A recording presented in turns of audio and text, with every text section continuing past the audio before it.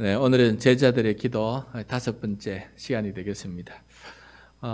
우리 정학영 권사님 지난 수요일 날에 오른쪽 발목 인공 관절 수술 잘 됐습니다. 잘 되어서 너무 감사하고 다음 날 전화하니까 예전에는 척추 수술을 할 때에는 척추 관절마다 23개 다 핀을 받고 할 때에는 다음 날 전화하니까 울면서 이렇게 통화했는데 오늘은 어제 그저께는 기도할 전화를 하니까 그냥 생긋생긋 웃으면서 전화를 받으셨어요.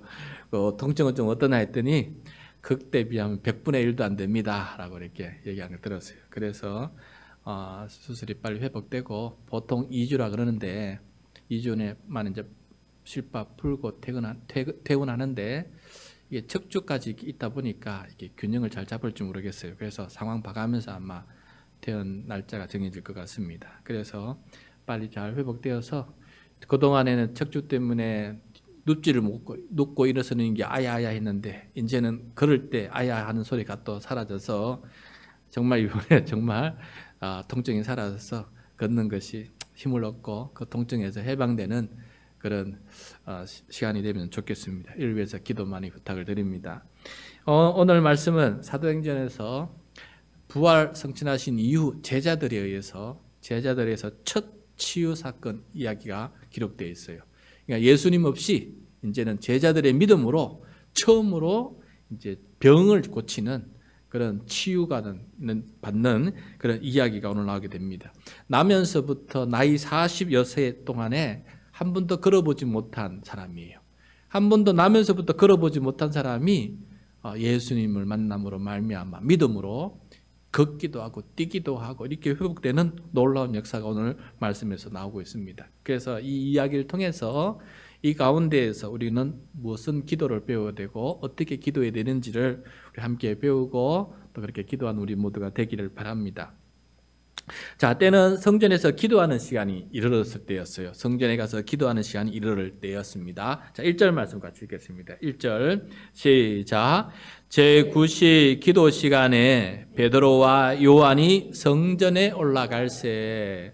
자, 우리도 지금 금요일 저녁 8시 기도 시간에 맞추어서 예배당에 올라왔습니다. 이 자리에서 우리가 함께 이게 기도하러 올라왔는데 올라오는 그 길에 이제 만나는 이야기인데 여러분 여기서 제9시, 이 제9시는 우리가 말하는 9시가 아닙니다. 유대인 시간이에요. 유대인 시간.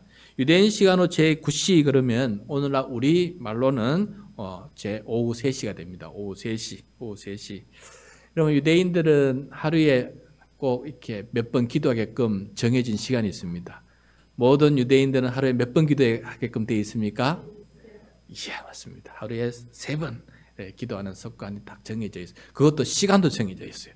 시간도 정해져 있고 기도하는 자세도 정해져 있어요. 일어서서 기도해요. 일어서서 성전을 바라보면서 성전이 있는 방향으로 바라보면서 기도를 해야 되는 그런 습관이 있었습니다. 그런데 이 하루 3번 기도는 처음부터 생긴 게 아닙니다. 원래 처음에는 모세의 율법에 따르면은 제사장들이죠. 제사장들이 거룩한 제사장, 성전에서 예배를 인도하는 오늘날 말하면 목사쯤 되겠죠. 제사장들이 하루에 2번은 반드시 예배를 드리게 돼 있어요. 제사를 드리게 돼 있어요. 어떻게 됩니까? 아침에 1번, 저녁에 1번. 그래서 매번 항상 드려야 되기 때문에 아침 저녁으로 드려야 되기 때문에 이걸 가르쳐서 이름하여 상번제다. 아침에 번제, 저녁에 번제, 불에 태운다는 거 아니에요. 제물을 불에 태워서 번제, 불에 태워서 제사를 드린다. 아침에 1번, 저녁에 1번 항상 하니까 상번제다. 그때마다 제사장들은 의무적으로 예배드리면서 기도를 하게 되어 있습니다. 그런데 이제 이스라엘이 약속의 땅에 들어가고 하나님 앞에 불순종하는 바람에 나라가 멸망하지 않았습니까? 그리고 바벨론 포로로 잡혀갔어요. 그 바벨론 포로로 살아가면서 이 유대인들이 회개하면서 우리가 하나님을 이렇게 제대로 살지 못하다 이렇게 됐으니 더 말씀을 많이 읽게 됐고 또 기도도 더 많이 하게 됐어요. 그래서 말씀을 많이 읽게 되고 해서 성경이 모세오경이 딱 책으로 만들어지는 그 놀라운 역사가 일어났고 또 두 번째 기도도 하루에 3번 기도하는 습관이 만들어졌어요. 그때. 그래서 여러분 바벨론에 있던 선지자 누구입니까? 다니엘이 하루에 몇 번 기도했습니까? 3번. 세 번 기도할 때 어떻게 했습니까? 성전 방향으로 창문을 열고, 그죠? 성전 방향으로 나 있는 저 고향 예루살렘 성전이 있는 곳으로 창문을 열고 그렇게 하루에 세 번 기도했다는 거 아니겠습니까? 근데 하루에 세 번 기도했는데 다니엘서 보면은 몇 시에 기도했는지 정확히 몰라요. 그런데 신약 성경에 와 보니까 몇 시에 기도했는지 알게 돼요. 오늘 여러분 유대인들은 정확하게 제 3시, 6시, 9시, 369, 3배수죠. 그죠? 369. 우리 이게 3시, 6시, 9시인데 우리로 하면은 오늘날 시간으로 하면은 오전 9시, 그다음에 오후 정오 12시, 그다음에 오후 3시. 3시간 간격으로. 그죠? 그러니까 아침 9시, 정오 12시, 오후 3시에 기도하는 걸로 이제 깨닫게 되었어요. 그래서 그렇게 세 번 기도했구나라는 것을 알게 됩니다. 그런데 아침 9시하고 오후 3시는 그 시간이 또 어떤 시간이냐면은 제사장들이 성전에서 아침 제사와 저녁 제사를 드리는 시간이에요. 그죠? 그래서 아침 시간은 아침 제사를 드리는 시간에, 또 오후 기도는 저녁 제사를 기도하는 시간에, 그리고 그 정확히 그 가운데 시간에 낮 정오에 한 번 더 기도하는, 그렇게 해서 세 번 기도하는. 물론 이제 일어날 때 잠잘 때 쇠마를 들어라 이스라엘아 하면서 쇠마를 암송하고 기도하는 게 두 번 합쳐 있어요. 그러면은 일어날 때 잠잘 때 그다음에 세 번 하면 총 몇 번이 됩니까?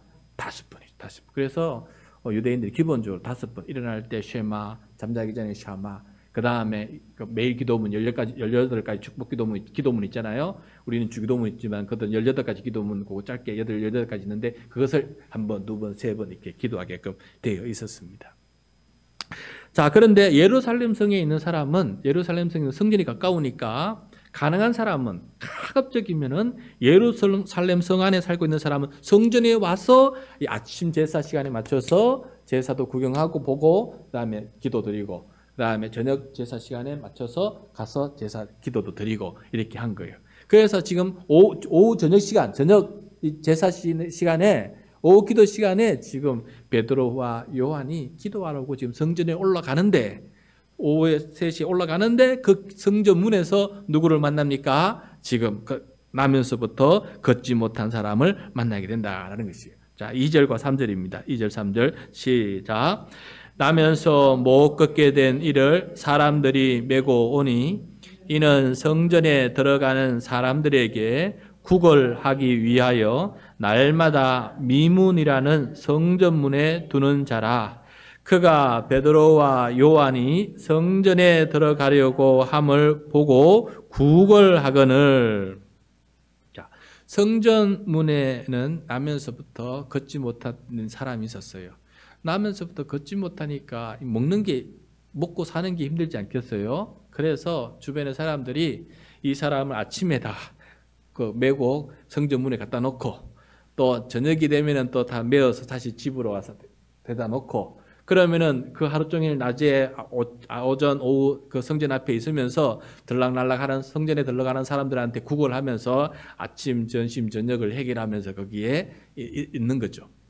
그래서 이제 오후 3시에 기도하러 오는 베드로와 요한을 보고 이 나면서부터 걷지 못한 사람이 구걸을 하는 거예요. 좀 달라 이렇게 합니다. 그런데 베드로와 요한이 주머니에 돈이 없었어요. 돈이 없어서 줄 게 없습니다. 그런데 베드로와 요한이 그렇지만 돈은 없지만은 줄 게 있었어요. 뭘 주냐? 6절 말씀이에요. 6절 말씀 시작.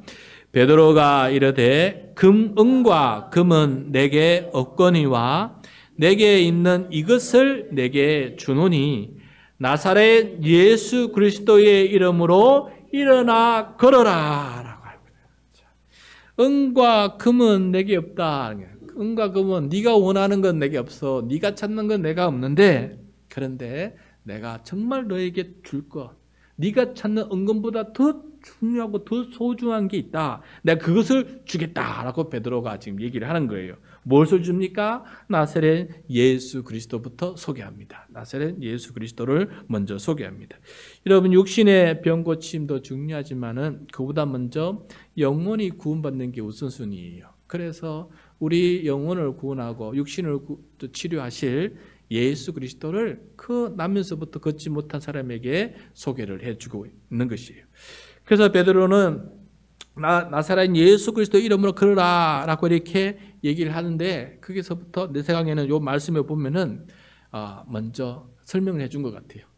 그리고 또 이 나면서부터 이 병자는 늘 성전에 거기 있었기 때문에 예수님이 들락날락하는 것도 알고 있었고, 예수님이 십자가에 못 박혀 죽은 것도 알고 있고, 뭐 그런 모든 이야기들 다 주워 넣는 거예요. 여러분, 오히려 이게 이런 환자들이 앉아서 온 돌아가는 이야기 다 주워 듣고 다 알아요. 그래서 아마도 예수 그리스도에 대해서 분명히 알고 있었을 것입니다. 그런데 베드로가 분명히 얘기해 주겠죠. 그분이 바로 주가 되시고, 그분이 바로 그리스도가 되시고, 우리를 죄로부터 사함받게끔 도와주시고, 우리로 하여금 죄사함을 받아서 하나님의 자녀가 되게끔 해주셨으니 예수 그리스도 이름으로 구원을 받아야 된다라고 분명히 가르쳐 줄 것입니다.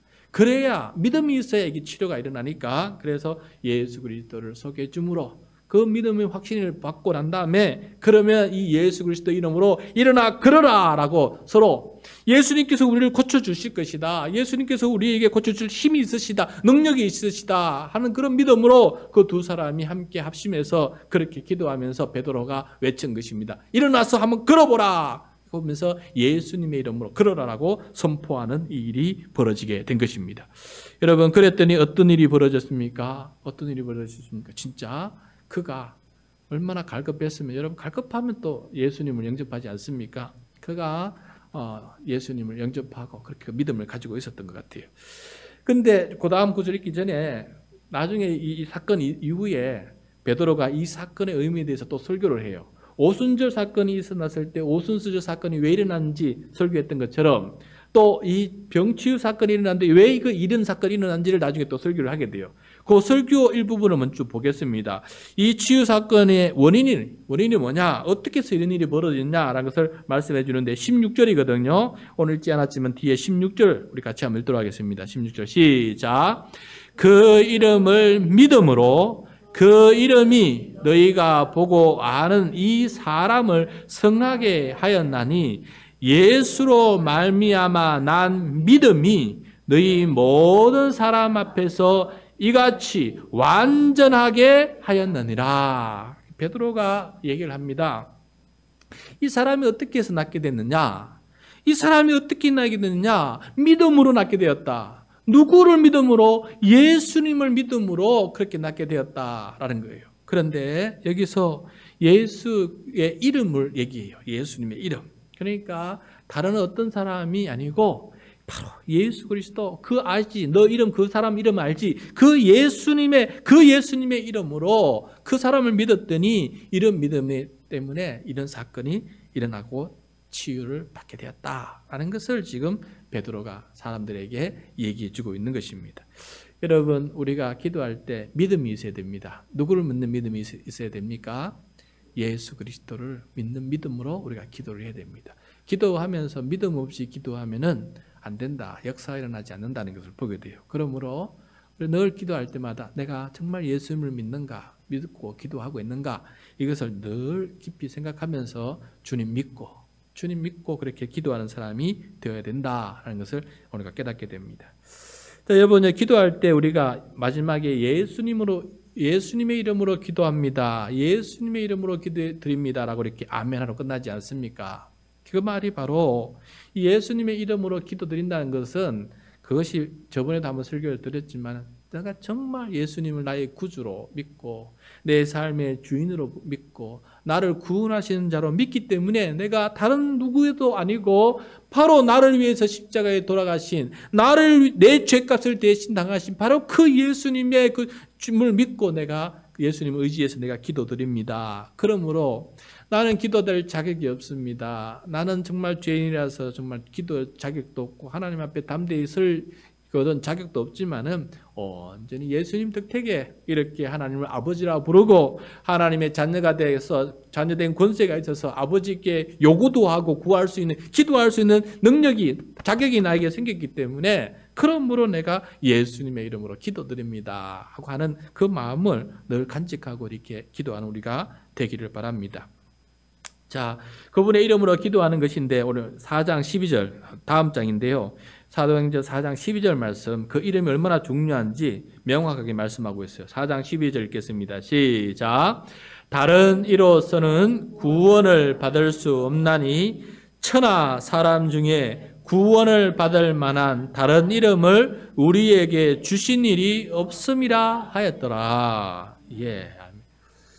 여러분, 하나님께서 우리 모든 인류의 일을 구원하시기 위해서, 우리 모든 죄인을 구원하시기 위해서 어디서부터 구원합니까? 죄로부터 구원하고 죽음으로부터 구원하고 사탄의 권세로부터 구원하시고 또 해방시키시기 위해서 보내주신 유일한 분이 누구십니까? 하나님의 아들 예수 그리스도 아닙니까? 그러므로 하나님께서 인류 구원을 위해서 다른 누구를 보낸 적이 없습니다. 인류 모든 구원을 죄를 사함받기 위해서 십자가에 달려서 그 죄값을 대신 짊어지기 위해서 대속제물로 보내신 분은 예수님 외에는 다른 계획이 없어요. 그러므로 예수 그리스도 아니고는 우리가 하나님 앞에 구원을 받을 다른 이름이 없다라는 것을 이렇게 명확하게 말씀해 주고 있는 것을 보게 됩니다.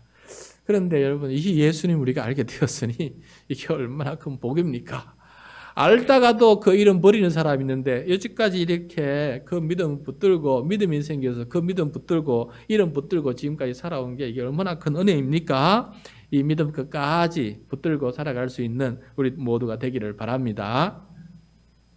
자, 이렇게 구원도 예수님 때문에 받게 되듯이 기도도 마찬가지예요. 우리가 예수님 때문에 기도할 수 있는 거예요. 그러므로 예수님을 믿어야만 우리가 기도할 자격이 있다는 거 꼭 명심하시고, 예수님 덕분에 제가 이렇게 기도합니다. 그러므로 예수님을 이름으로 기도한다라고 이렇게 말한다는 사실 잊지 말고 예수 믿는 믿음으로 기도하는 우리 모두가 되기를 바라요. 자, 베드로의 이제 이 치유를 선포했는데 일어나 걸어라라고 이렇게 바로 예수님의 구원하심을 믿는 믿음으로 이렇게 팍 선포하는 것을 보게 돼요. 여러분, 베드로가 이미 병 치유를 하는, 병 고치는 성령의 은사를 받았는지, 아니면 이번 기회에 성령님께서 나에게 병 고치는 은사를 주시겠다는 확신이 있었는지, 이게 상황은 알지는 못하겠어요. 정확히 알지는 못하지만은 그 순간에 베드로도 그런 마음이, 성령의 충만함이 생겼고 보니까 이 사람도 고칠 만한 믿음이 있는 거예요. 그래서 아마도 그 순간에 이런 놀라운 선포를 성령의 충만함으로 선포를 하게 됐던 것 같아요. 그래서 나사렛 예수 그리스도 이름으로 명하노니 일어나 걸어라 라고 선포를 하고, 그 다음에 어떻게 합니까? 베드로가 한 번도 걸어본 적이 없고 일어서본 적이 없는 사람을 오른손을 붙들고 이렇게 세웁니다. 여러분, 한 번도 일어나지 못한 사람, 걸어보지 못한 사람 일어난 방법 모르겠죠. 그래서 내가 보니까 오늘 말씀 보니까 베드로가 선포를 했지만은 그 오른손을 붙들고 한번 일어서 보라 이렇게 쫙 당기는데 어떤 일이 벌어집니까? 발에 힘이 생겨서 이 사람이 자기 힘으로 막 일어서는 것을 보게 된 거예요. 일어설 뿐만 아니라 이 사람이 너무 좋아서 뛰기도 하고 걷기도 하는 그런 일들이 벌어지게 됩니다. 자, 7절과 8절입니다. 7절, 8절 오늘 말씀 다시 읽겠습니다. 시작. 오른손을 잡아 일으키니 발과 발목이 곧 힘을 얻고 뛰어 서서 걸으며 그들과 함께 성전으로 들어가면서 걷기도 하고 뛰기도 하며 하나님을 찬송하니. 기가 막힌 일이 벌어지게 되었습니다. 기가 막힌 일이 벌어지게 됐어요. 베드로는 일어나라고만 하지 않고 그 사람의 오른손을 잡고 이렇게 도와주었더니 이렇게 일어서서 구원받는 일이 벌어지게 된 것입니다. 생전 처음 일어나 보니까 얼마나 기분이 좋겠습니까? 이 사람이 막 뛰기도 하고 걷기도 하고 막 지금 정신이 없습니다. 난생 처음 해보니까 얼마나 여러분 기가 막히게 좋겠습니까? 그때 이제 이런 일이 벌어지면서 기도 시간이었기 때문에 베드로와 요한은 이 사람을 이제는 데리고 성전 안으로 들어가게 돼요. 이 사람은 처음으로 일어나서 걸어서 성전 안에 들어가게 된 거예요. 자기 발걸음으로, 그동안 사람들이 메워주었는데 이젠 자기 발걸음으로 성전 문 앞도 아니고 이제 성전의 문을 통과해서 하나님의 성전 안에 들어가서 솔로몬 행각에서 베드로와 요한과 더불어서 오후 3시에 있는 제9시에 있는 이 저녁 기도를 함께 드리게 된 것이에요. 난생 처음으로 성전 안에서 사람들과 더불어서 이렇게 함께 기도 드리는 일이 벌어지게 된 것이다. 그럽니다. 이렇게 이 사람이 뛰고 걷기도 하면서 그 사람이 한 게 정말 믿음 있는 사람이에요. 정말 믿음 있어요. 예수님의 이름으로 고침받고 나니까 하나님을 찬송하는 일이 벌어졌어요. 하나님을 찬송한다. 여기서 하나님을 찬송한다는 것은 찬송, 찬미, 찬양 다 같은 말인데 여러분 여기서 꼭 곡조가 있는 노래만 뜻하는 거 아니에요. 그냥 하나님을 찬송합니다. 하나님 감사합니다. 하나님 영광 받으십시오. 이렇게 말하는 것도 성경에서는 그걸 찬송이라 그랬어요. 그래서 이 사람이 하나님 감사합니다. 제가 이렇게 걷게 되었습니다. 하나님 고맙습니다 하면서 찬송을 하게 된 것을 보게 돼요. 그러므로 감사기도. 우리가 하나님 앞에 뭔가 참 하나님의 큰 은혜를 받았을 때 감사, 찬송하는 것이 꼭 필요하다라는 것을 우리가 꼭 기도했으면 좋겠습니다. 기억했으면 좋겠습니다. 이번에 제가 1:1 양육을 하면서 어머님과 1:1 양육하면서 어머님이 저를 기도하기 위해서 올라오지 않았습니까? 그래서 제 육과가 기도인데 기도를 어떻게 하느냐? 거기에 보면은 공식이 있잖아요. 처음에 하나님 아버지의 이름을 부르고, 그죠? 하나님 아버지를 부르고 맨 끝에는 예수님의 이름으로 기도합니다. 그 가운데 세 개 있지 않습니까? 첫 번째는 감사, 찬양. 하나님께서 나에게 은혜를 베풀어 주신 것을 먼저 감사 찬양하면은 얼마나 좋습니까? 이 자식이 부모한테 아이고 부모님 이렇게 해줘서 고맙습니다. 뭐 구하기 전에 자식이 부모 찾는 이유가 뭡니까? 돈 필요하면 찾지 않습니까? 그런데 먼저 부모님 감사합니다. 부모님 덕택에 살아갑니다. 이렇게 말하면 얼마나 이게 참 기특해요. 그러고 난 다음에 또 구하는데 자기 거 구하는 게 아니고 두 번째 뭘 합니까? 중보하지 않습니까? 중보. 다른 사람. 아이고 둘째, 셋째, 딸들 다른 사람들 다 해서 좋게끔 얘기하고 그 다음에 자기를 위해서 기도 간구하고 그리고 예수님 이름을 마친다 하는 거죠. 그런데 여기 보면 기도 보면 가장 먼저 뭐부터 하라는 겁니까? 감사부터 하라는 거예요. 감사부터. 그것처럼 우리가 기도할 때 정말 하나님과의 관계에 있어서 우리가 꼭 잊지 말고 먼저 해야 될 것은 늘 감사다.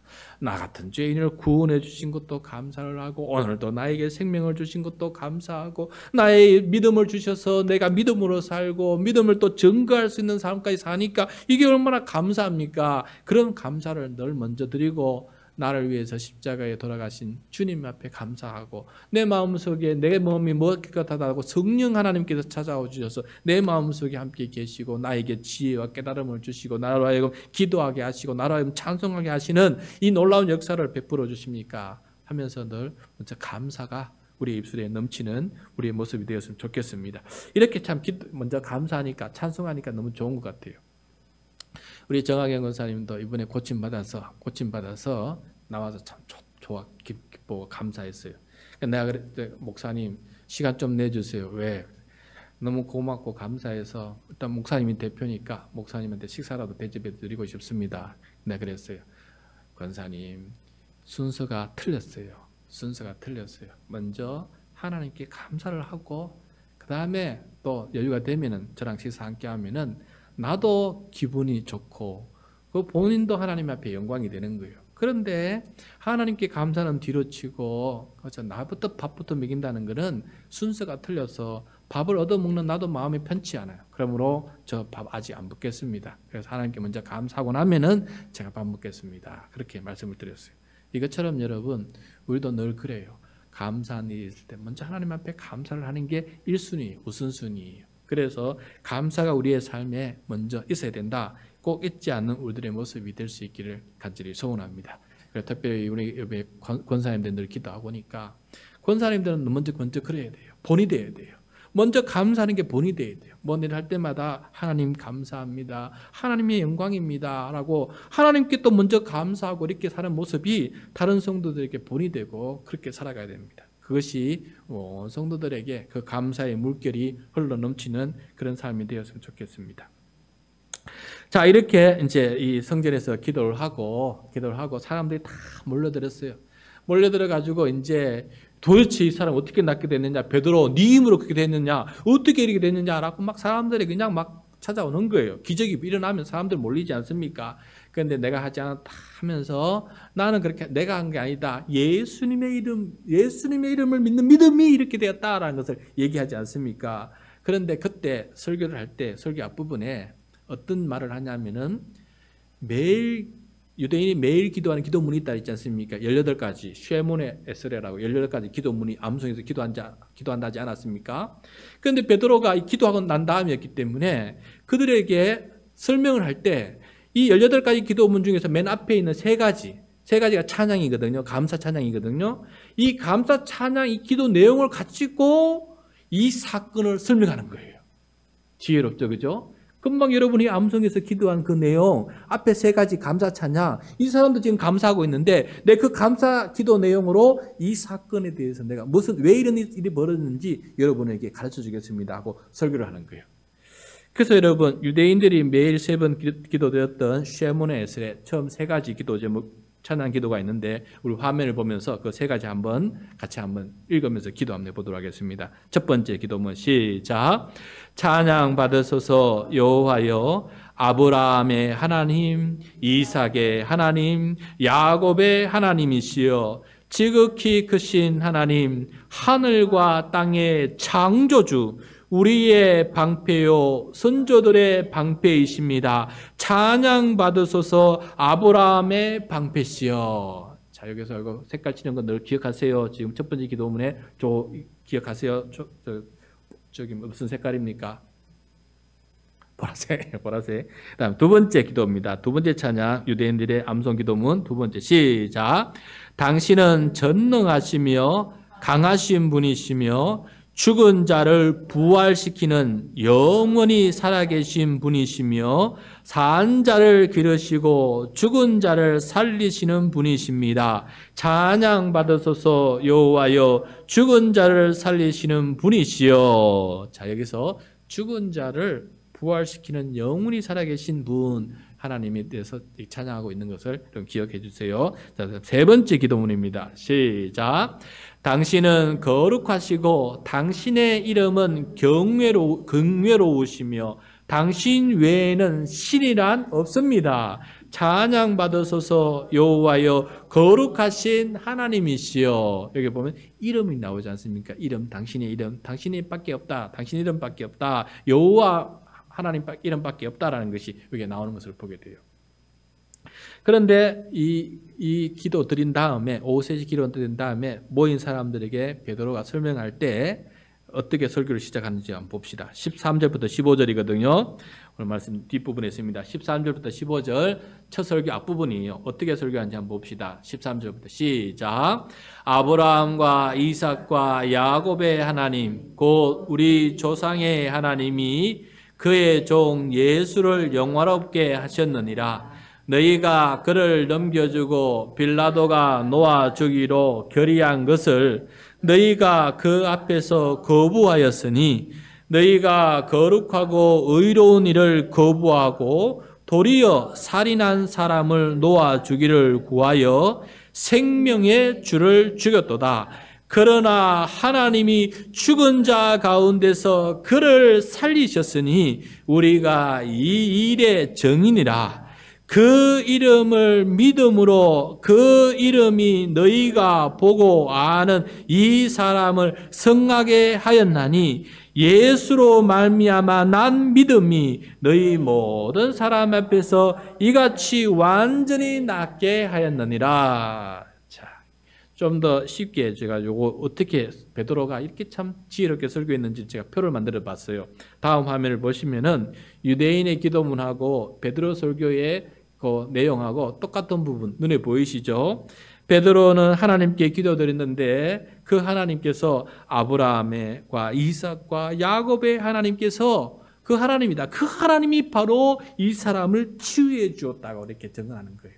그게 사람들이 알아듣기 쉽죠. 두 번째, 베드로는 죽은 자를 부활시키는 영원히 살아계신 하나님께 기도를 드렸는데 그 하나님께서 유대인들이 십자가에 못 박아 죽인 이 예수님을 다시 살렸다라고 증언하고 있는 것이에요. 봐라, 죽은 자를 살리신 하나님께서 직접 여기서 예수님을 살리지 않았느냐라고 이렇게 증언하는 것이죠. 그 다음에 베드로는 하나님의 이름만 의지하고 기도드렸는데, 여호와 하나님만 의지하고 기도드렸는데, 여기 보면은 예수님의 이름, 그의 이름을 선포하고 있는 것을 보게 돼요. 다시 말해서 이제 예수님의 이름은 여호와 하나님과 동급이다. 같은 하나님이다. 하나님과 하나님의 아들이니까 같은 하나님 동급이라는 것을 알려주면서 이제 그 여호와 이름이, 그 구원의 이름이 이제 예수 그리스도를 통해서 실제적으로 우리 가운데 이루어지고 있다라는 것을 이렇게 간증하면서 설교하고 있는 것을 보게 돼요.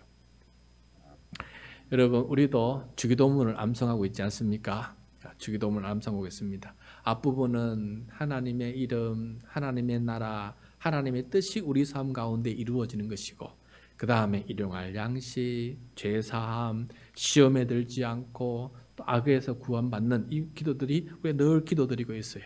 그런데 베드로는 이 기도, 우리가 암송하고 있는 기도를 이용하면서 이 사건의 의미를 하나씩 하나씩 설명해 주니까 어떻게 우리의 기도가 이루어진 것이구나.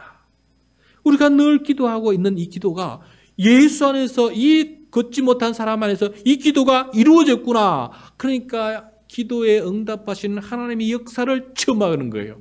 그러니까 그 이야기를 듣는 사람들이, 더 많은 사람들이 하나님을 믿게 되고 더 많은 사람들이 세례받는 일들이 일어나게 된 거 아니겠습니까? 여러분, 우리의 기도가 이처럼 예수 그리스도 안에서, 예수님 믿음 안에서 응답받는 놀라운 역사가 우리 가운데 가득가득 넘치시기를 축복합니다. 네. 여러분, 우리가 전도를 하게 되면, 특별히 전도를 하게 되면 하나님의 역사를 체험하게 돼요. 하나님의 역사를 체험하게 돼요. 왜 가장 큰 하나님의 역사냐? 전도를 하게 돼서 만약에 그 사람이 하나님 믿고 돌아오게 되면은, 하나님 믿고 돌아오게 되면은 어마어마한 지금 기적이 일어나고 있는 거예요. 어마어마한 하나님의 역사가 지금 일어나고 있는 거예요. 죄의 종이었던 사람, 사탄의 종이었던 사람이 예수님 그리스도로 말미암아 하나님의 자녀가 되고 천국 시민이 되고 하나님의 자녀는 권세를 누리면서 살아가는 거예요. 다시 태어난, 하나님의 자녀로 다시 태어나는, 종의 마귀의 자녀에서 하나님의 자녀로 거듭 태어나는 일이 지금 벌어지고 있는 거 아니겠어요? 우리 눈에 앞에서 하나님께서, 성령님께서 일어나는 이 놀라운 역사를 경험하고 있으니 전도를 통해서 가장 큰 하나님의 역사를 우리가 경험하게 된다라는 것이에요. 제가 왜 또 이렇게 말하냐면은 1:1 양육 마지막 식과가 오늘 우리 했거든요. 마지막 식과가 전도 이야기예요. 그리고 또 처음에 우리 어머님이 올라오실 때에는 어떤 마음으로 올라오냐, 오늘 고백하더라고요. 올라올 때에는, 그래, 아들이 목사니까 그래, 교회 다녀, 한두 번 교회 등록해 놓고, 그럼 나 교인 아니냐, 그래서 나 교인이다 하고 그쯤 하고 그냥 팔 빼려고 그렇게 그냥 자식 기분 좋으라고 그렇게 한번 하고 올라왔다는 거예요. 그런데 한 과목 배우고 2주 때 배우고 나니까 이제는 그게 아니고, 야, 내가 믿어야 되는 거구나. 그리고 내가 믿음의 생활을 해야 되는구나. 그럼 오늘도 전도하니까 바로 옆집에 김명년 그 각시를 전도해야 되겠다고 그걸 말하고 있는 거예요. 그래서 제가 엄마한테 말씀드렸어요. 어머님, 전도를 하게 되면은 가장 큰 하나님의 역사를 체험하는데, 내가 지금 그걸 체험하고 있는데, 어머님이 지금 그동안 귀신 섬기는 종갓집 정부였다가 이제 하나님의 딸로 변화되는 이 모습을 보니까 내가 하나님의 역사, 하나님의 기적을 보고 있는 것 같습니다. 하나님께 감사합니다라고 이렇게 말씀을 또 나누고 그렇게 했습니다. 그리고 이제 고향에 있는 제 친구 어머님이 교회 열심히 다니는데 전화했어요. 어머님 이제 내려갈 테니까 좀 잘 부탁드립니다 했더니 그 친구 어머님이 좋아 죽을 정도로 그렇게 좋아하시면서 내가 어머니께 집에까지 가서 모시고 잘 가겠다고 그렇게까지 약속해 주는 거 보고 얼마나 감사한지 모르겠습니다. 잠시 제 얘기를 했지만은 여러분, 우리가 예수님을 믿고 예수님을 의지하고 그렇게 기도할 때 하나님께서 우리의 삶 가운데 하나님의 살아계심, 그리스도의 살아계심을 우리가 경험할 수 있게 된다는 거예요. 그런데 더 중요한 게 있는데, 이런 작은 변화의 경험, 그리고 치유받는 이 경험을 볼 때 이것만 보면 안 돼요. 우리는 이것의 최종 목적이 아니에요. 우리는 장차 만물을 회복하고 모든 것을 회복하고 모든 죄와 죽음과 사탄을 이기고 새하늘 펼쳐질 그 미래의 아름다운 천국을 우리가 경험하고 있지 않습니까? 그걸 바라보고 있지 않습니까? 그러므로 한 사람이 구원을 얻고 한 사람이 치유받을 때마다 그것만 바라보는 것이 아니라 이것이 바로 장차 있을 천국을 미리 맛보는 사건이다. 맛배기다는 사건을 늘 기억하고 있어야 돼요. 이게 전부가 아니다는 것입니다. 요 맛을 보면서 우리는 결국 뭘 기대해야 됩니까? 새하늘과 새 땅, 하나님의 나라 천국이 이루어질 것을 고대하면서 그것을 바라보면서 거기서 온전히 내가 구원을 경험하고 살아갈 수 있겠다는 그런 믿음과 소망 가운데 살아야 된다는 것이에요. 그 이야기를 베드로가 설교를 합니다. 20절, 21절입니다. 20절, 21절 시작. 또 주께서 너희를 위하여 예정하신 그리스도 곧 예수를 보내시리니 하나님이 영원 전부터 거룩한 선지자들의 입을 통하여 말씀하신 바 만물을 회복하실 때까지는 하늘이 마땅히 그를 받아두리라. 만물이 회복될 때까지는 하늘, 예수님 일단 낙원에 그렇게 계시겠다는 거예요. 그런데 낙원에 계시다가 정말 마지막 날에 주님께서 다시 하나님 아버지께서 이 아들 예수 그리스도를 다시 이 땅에 보내실 때 그때 다시 올 때에는 만물을 회복하는 그런 때가 된다는 거예요. 만물을 회복하는.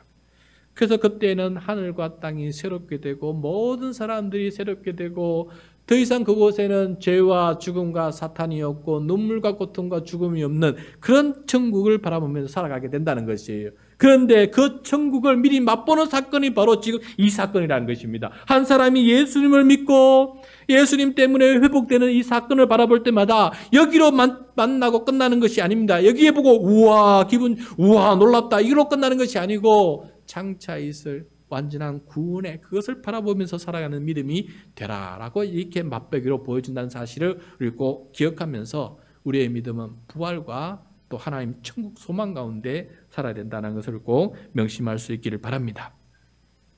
자, 그래서 이것을 보지 못하는 사람들이 많았어요. 9절과 10절이에요. 이런 믿음이 없는 사람들, 그냥 놀라기만 하는 사람들 보겠습니다. 9절, 10절 시작. 모든 백성이 그 걷는 것과 하나님을 찬송함을 보고 그가 본래 성전 미문에 앉아 구걸하던 사람인 줄 알고 그에게 일어난 일로 인하여 심히 놀랍게 여기며 놀라니라. 놀라고 놀라는 것뿐이에요. 그런데 이 믿음이 없고 예수 그리스도의 정말 믿음이 없을 때에는 그냥 이거 하나 보고 그냥 놀라는 걸로 끝나는 거예요. 여러분, 우리의 믿음은 이런 사건들에 놀라는 걸로 끝나서는 아니 됩니다. 다시 오실 주님께서 이 사건을 맛보기를 통해서 더 큰 어마어마한 하나님의 선물이 기다리고 있다는 사실을 늘 기억하면서 그것을 고대하면서 그래, 지금 이것만 해도 이렇게 기쁘고 좋은데 그때는 얼마나 더 기쁘고 좋을까? 이것만 이렇게 해도 예수 한번 믿고 이렇게 되는데 그때는 예수님과 함께 사니까 얼마나 좋을까? 그런 소망을 가지고 살아가는 것이 우리의 믿음이 되어야 된다라는 것을 오늘 꼭 명심할 수 있기를 바랍니다. 자, 그래서 오늘 이 말씀을 묵상하고 설교를 준비하면서 오늘 밤 우리가 이 제자들을 통해서 배워야 할 기도 한번 생각해 보았습니다. 그래서 다음 화면을 보면 제목을 제가 이렇게 붙여봤어요. 예수 이름으로 선포하는 기도. 어마어마한 믿음의 선포예요. 이거 보통 믿음 아니거든요. 이런 믿음으로 가지기 위해서 우리도 그런 믿음을 가졌으면 좋겠다라는 마음으로 이 제목을 지켜봤고요. 첫 번째, 치유가 필요한 사람에게 예수님을 전하는 전도자가 되게 해주세요. 먼저 영혼 구원을 위해서 예수님을 전하는 사람 되게 도와 예수를 믿는 믿음이 있게끔 만들게 해주십시오. 두 번째, 예수님을 믿음으로 기도하고 또 예수님의 이름으로 치유를 선포하면서 그를 위해서 집중적으로 기도할 줄 아는 그가 회복되고 그가 믿음으로 치유받고 천국을 미리 맛보는 것을 경험하는 그런 역사를 하나님 허락해 주십시오. 그 다음에 만물의 회복을 맛보게 하신 하나님을 증거하면서 또 전도하면서 간증하면서 하나님을 찬송하고 감사하는 삶을 살아가는 우리 모두가 되게 해주십시오. 이 기도가 오늘 말씀을 통해서 우리가 배우는 기도 같아요. 그래서 이 밤에 예수님의 이름으로 선포하는 기도자, 그런 기도자가 되기 위해서 이 세 가지를 놓고 함께 합심해서 기도하는 이 밤이 되기를 간절히 축원드립니다.